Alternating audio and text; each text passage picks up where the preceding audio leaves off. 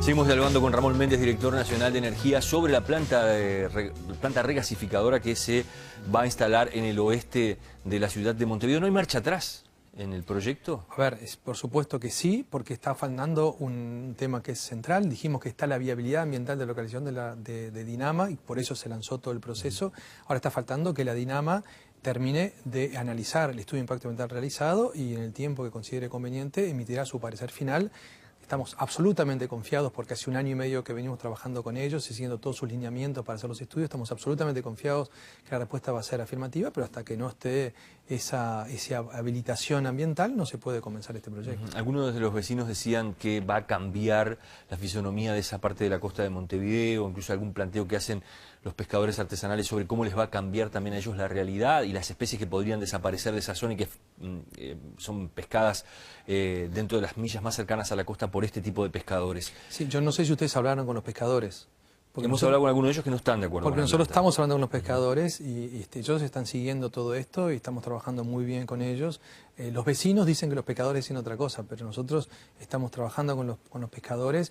Entendemos que hay una parte del mar que va a quedar excluida para ellos porque va a estar ahí instalada la escollera y estamos trabajando activamente con ellos para cómo mitigamos ese daño. Hemos hablado con algunos pescadores de Santa Catarina para otro informe que vamos a emitir aquí en el programa la semana que viene sobre la pesca artesanal y los accidentes que se producen en esa actividad, pero aprovechábamos para hablar de este tema y en este caso estos pescadores están en contra de la planta. Es más, decían que no habían sido prácticamente informados ellos.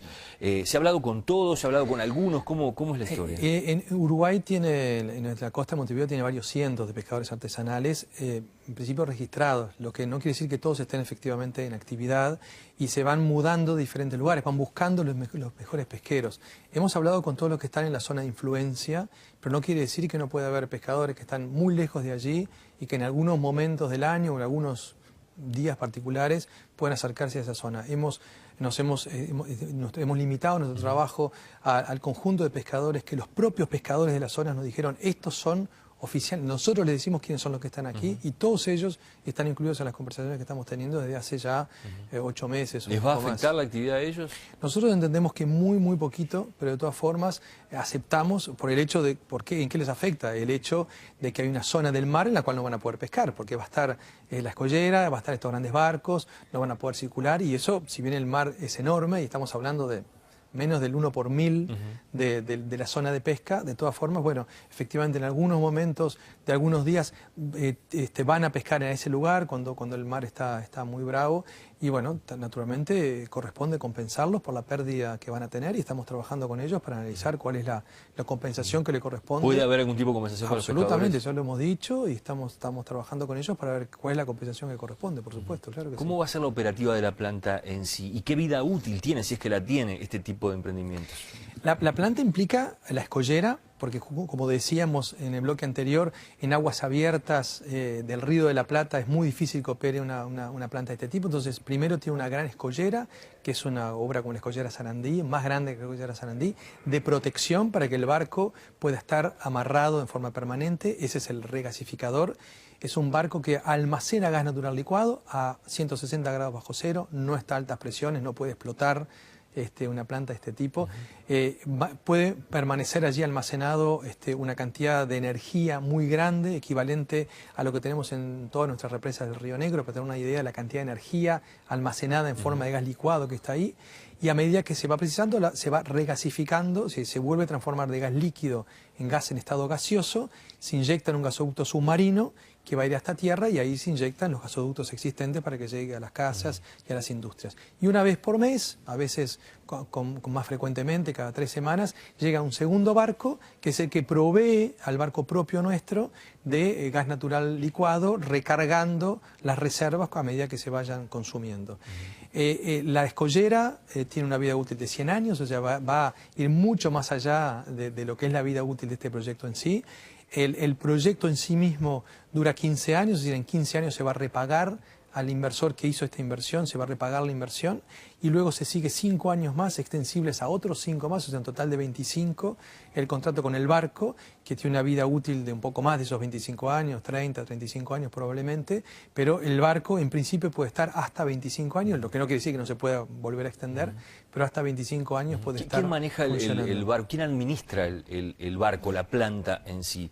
¿Es el Estado? ¿Es una empresa privada? No, es el Estado que lo administra, es decir, es el Estado que determina qué cantidad de gas se precisa en qué momento, cuándo viene el gas licuado, cuándo se terminó, cuándo hay que volver a comprar más. Es el Estado, a través de UTE y ANCAP, que compran el gas y que luego internalizan el gas en nuestro territorio.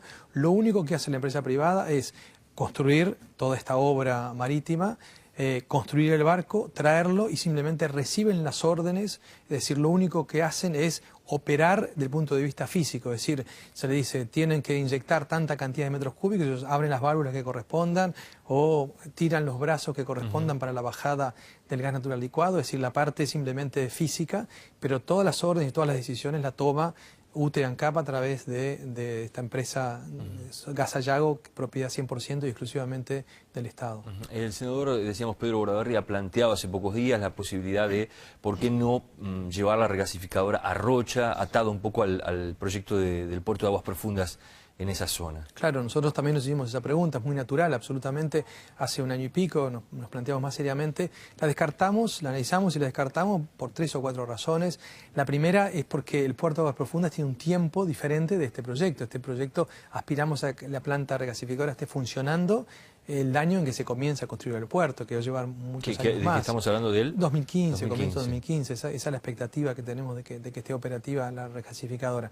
Por otro lado, no hay gasoducto hasta Rocha, o sea, habría que construir un gasoducto y muy importante porque tiene que llegar hasta Montevideo y eventualmente tendría que poder llegar con presión suficiente para llegar hasta Argentina, si le queremos vender a Argentina. Esta es una obra de otros 300 a 400 millones de dólares que se agregan a lo que ya tenemos en toda esta inversión. Se planteaba también la posibilidad de venderle gas a Brasil, ya que estamos tan cerca de Brasil, pero no hay que llegar hasta la frontera, hay que llegar hasta el centro de consumo, que no es en el Chuy, hay que llegar hasta Porto Alegre. Esos son otros 1.000 millones de dólares más de un gran gasoducto a varios cientos de kilómetros. ¿Quién va a pagar esa inversión? Sobre todo cuando Brasil está pensando en tener su propia regasificadora cerca de Porto Alegre, no tendría sentido invertir esos 1.000 millones. De todas formas, el puerto de aguas profundas sí va a tener una contribución energética importante, el sector energético va a contribuir a desarrollar ese puerto, ese va a ser seguramente el punto en el cual se va a salir con toda la exploración en busca de gas y petróleo en la plataforma marítima, allí posiblemente se traslade hacia allí la boya petrolera, en lugar de seguir operando en aguas abiertas, que a veces el barco petrolero tiene que estar 10 días esperando que haya vientos favorables para poder amarrarse, cosa que no puede suceder con el gas, porque el gas no podemos estar 10 días sin gas, porque se nos cae todo el país, estamos 10 días seguidos. En cambio, el petróleo hay reservas suficientes, entonces sería interesante trasladarlo al puerto de aguas profundas. También seguramente se va a hacer una terminal logística con grandes tanques para recibir y eventualmente exportar hacia Paraguay o hacia Banker gasoil o nafta. Es decir, seguramente va a haber una presencia fuerte del sector energético en el puerto de aguas profundas, pero no la regasificadora. Usted en algún momento dijo no se descarta a futuro. A ver, descartar no se puede descartar, pero yo no quiero trabajar con hipótesis, yo quiero trabajar con realidades. La realidad es que el proyecto regasificadora es que vamos a hacer, ni bien la dinama de la autorización ambiental, al oeste de Montevideo, con esta obra de infraestructura. ¿Permite la posibilidad de trasladarlo a Rocha? Sí, lo permite hacer, porque es un barco que se puede trasladar a Rocha. No es lo que está previsto por todas las razones que expliqué antes. Usted me decía que el proyecto es comenzar a ya tener el gas disponible con la planta instalada en el 2015. Sí.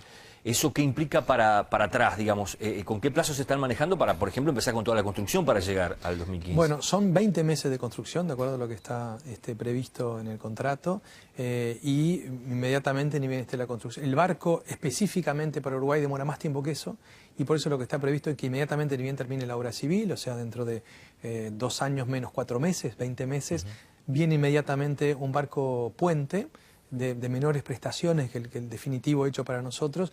Durante un año aproximadamente va a estar este barco puente que ya va a empezar a regasificar y ya vamos a poder tener gas licuado en nuestro país.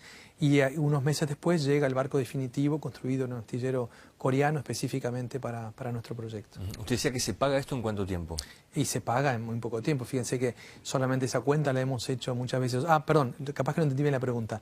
¿Cuánto se paga la inversión a esta empresa que va a instalar durante todo? 15 años se paga un canon, es decir, es una inversión que durante 15 años, a través de las tarifas públicas, o sea, a través del gas que se vende y la electricidad que se vende, además de venderse gas y además de venderse electricidad, una cuota muy chiquitita, menos del 10% de lo que es el costo final del gas, es para pagar la inversión que hizo este inversor, y eso como se reparte en 15 años, lo que termina cargándose es muy poquito. Para tener una idea, el gas hoy en día llega a los hogares alrededor de $30 más o menos, $40, $30 a las industrias, 40 a los hogares. El costo de regasificación, digo, $30, $40, el millón de BTU, que es una unidad.